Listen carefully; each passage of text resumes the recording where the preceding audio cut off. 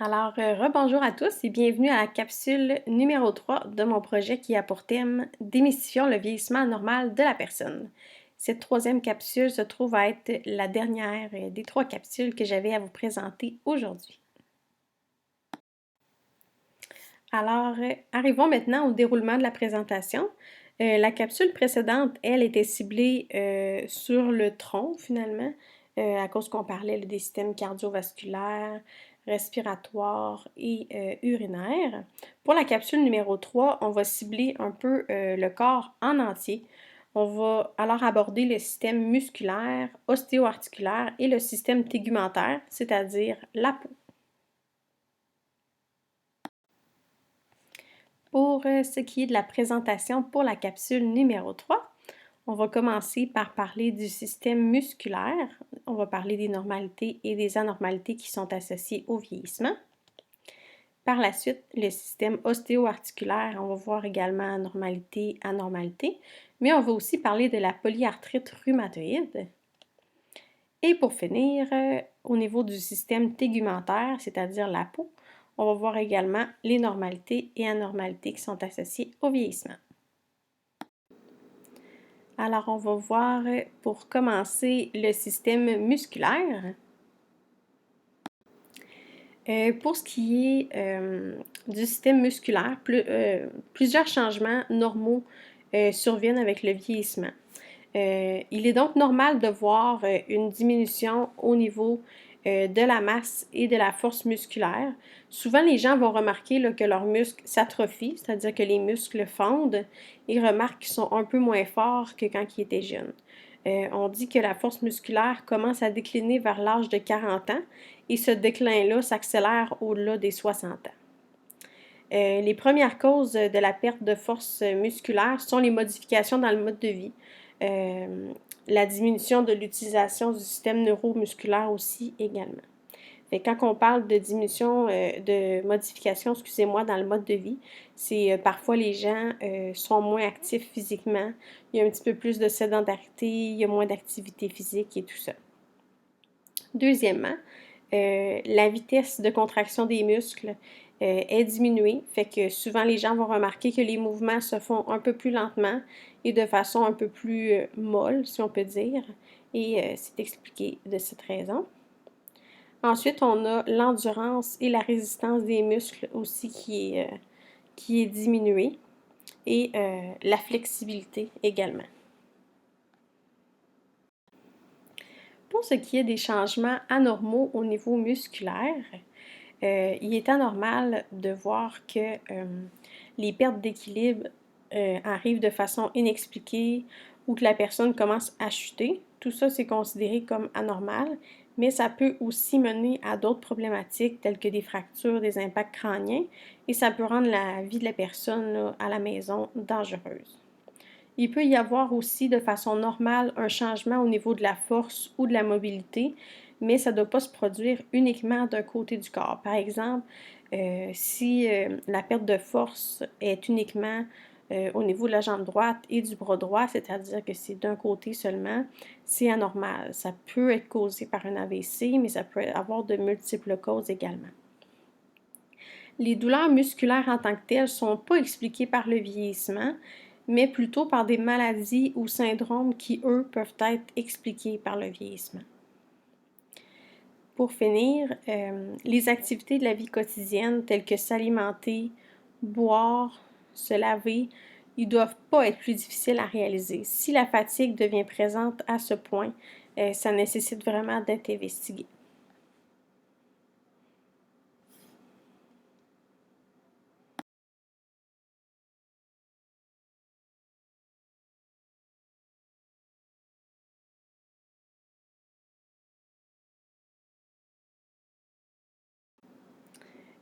Allons-y maintenant avec le système ostéo-articulaire. Fait qu'on va voir les os et également les articulations. Passons maintenant au système ostéo-articulaire. On va aborder ici là, les effets du vieillissement sur les os et sur les articulations. Premièrement, il est normal de voir avec le vieillissement là, qu'il y a une perte graduelle de la densité osseuse, alors les os deviennent moins solides et donc plus fragiles. La mobilité et la souplesse des articulations est réduite aussi parce qu'il y a une perte au niveau de l'élasticité des cartilages. Généralement, la détérioration est plus prononcée dans les articulations portantes, fait qu'on parle des genoux, les chevilles, etc. Il peut être normal aussi qu'il se produise une kyphose dorsale. Ça, en fait, c'est le dos qui est recourbé là, vers l'intérieur. Fait que finalement, la personne a un dos en forme de C, si je peux dire ça comme ça pour vous faire une image. Fait que à cause de ça, le centre de gravité de la personne est comme déplacé vers l'avant du corps. La diminution progressive de la taille, là, on dit que c'est universel dans toutes les races, fait que c'est normal de rapetisser finalement en vieillissant. C'est attribué principalement au rétrécissement des disques entre nos vertèbres au niveau du dos et aussi au tassement de la colonne vertébrale. Les éléments anormaux du système ostéo-articulaire, ils résultent, eux, de problématiques ou de maladies qui peuvent survenir surtout lors du vieillissement. Donc, on a premièrement, sans surprise, les chutes. Ils peuvent survenir en raison d'une douleur à un membre ou en raison d'étourdissements reliés à une baisse de pression artérielle, par exemple. Les fractures peuvent survenir en raison des chutes, mais également en raison de l'ostéoporose ou de d'autres maladies qui atteignent les os. Les douleurs aux articulations et les déformations peuvent survenir également en raison, ça peut être d'arthrose, de polyarthrite rhumatoïde par exemple, mais c'est considéré comme anormal avec le vieillissement, mais sont reliés à des maladies qui peuvent survenir en vieillissant. Alors, tel qu'annoncé tout à l'heure, on va parler brièvement de la polyarthrite rhumatoïde. La polyarthrite rhumatoïde, c'est la pathologie articulaire inflammatoire qui est la plus fréquente chez les personnes âgées.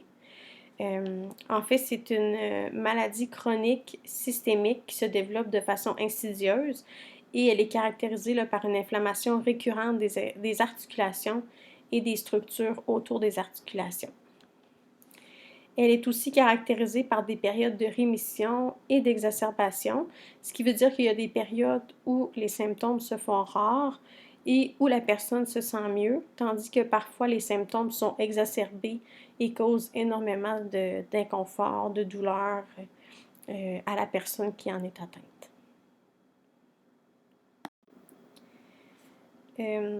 Toujours encore par rapport à la polyarthrite rhumatoïde, elle peut être classée en 3 sous-groupes pour les personnes âgées.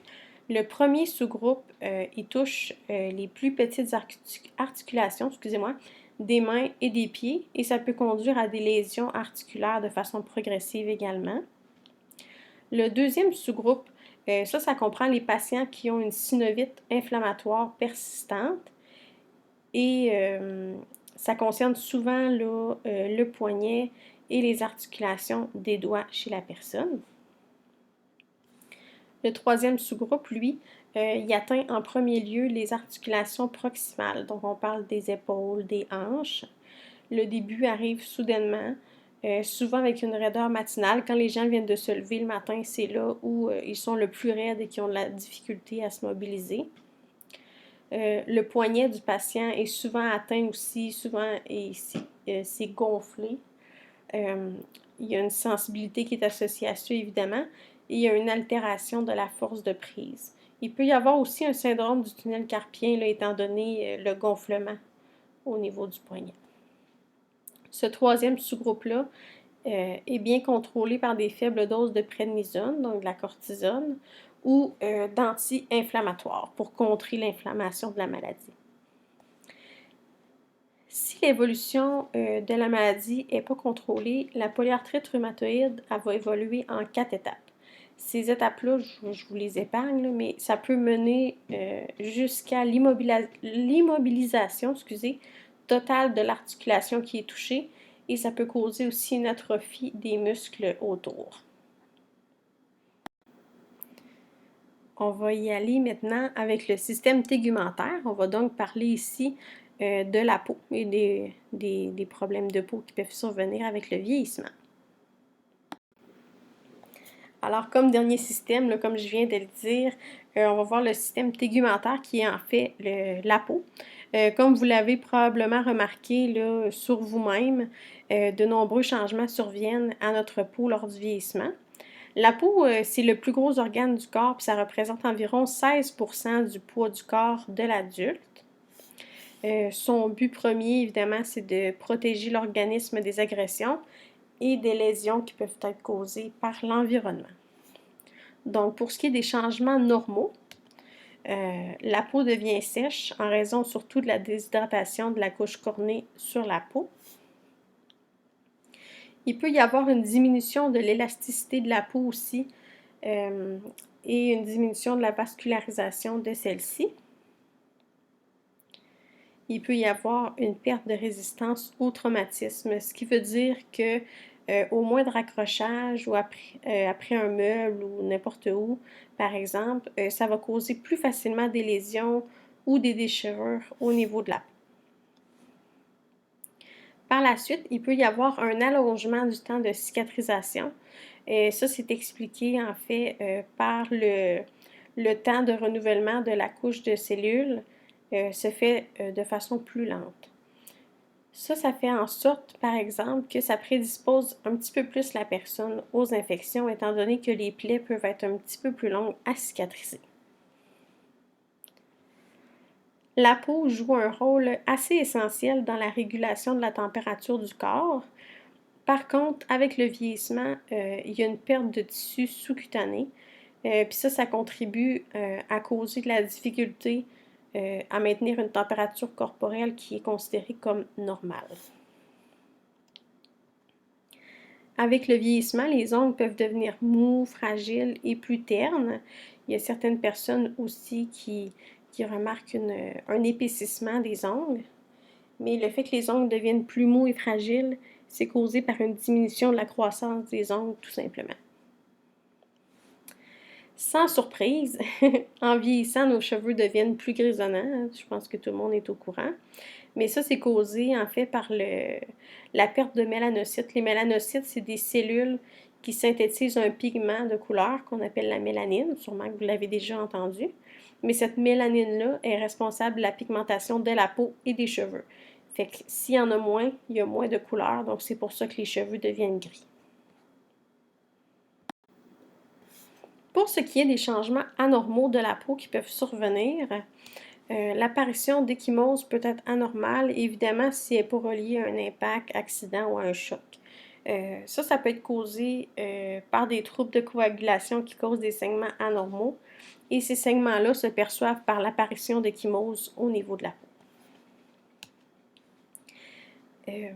Tel qu'expliqué dans la diapositive précédente, la cicatrisation peut être ralentie avec le vieillissement. Toutefois, les plaies ne devraient pas tarder à guérir. T'sais, si ça fait des mois que la plaie n'est pas guérie, ça c'est sûr c'est anormal, puis ça met grandement la personne à risque d'infection importante. Les douleurs et les démangeaisons inexpliquées au niveau de la peau sont également anormales et peuvent être causées par de multiples problématiques. Donc, c'est vraiment à faire valider, vérifier par un professionnel de la santé. Je trouvais important de faire une petite diapositive là-dessus parce que j'ai eu quelques questions un peu qui m'est venue là, quand j'ai passé mes questionnaires un peu plus tôt dans l'année sur de multiples sujets. Donc, je voulais vous dire, si vous avez des questionnements au sujet de maladies ou de problématiques quelconques, ou savoir où chercher la bonne information, et surtout, c'est ça, avoir la bonne information et non, avoir des informations qui sont pas fiables.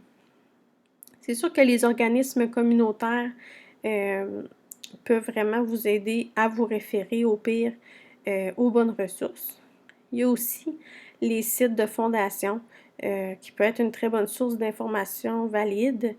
Si vous avez des questions, par exemple, au sujet du diabète, L'organisme Diabète Québec, par exemple, peut être une bonne ressource, mais évidemment, les professionnels de la santé également. Il y a le site web aussi, aîné.info, aîné avec un S, qui regorge vraiment de références pour les aînés, pour que ce soit au sujet des finances ou pour des références d'aide à domicile ou pour tout service qui est relié à la santé. Il y a même certaines informations, il y a même certaines formations. Il y a aussi des informations au sujet là, de voyages ou de divertissement et tout ça.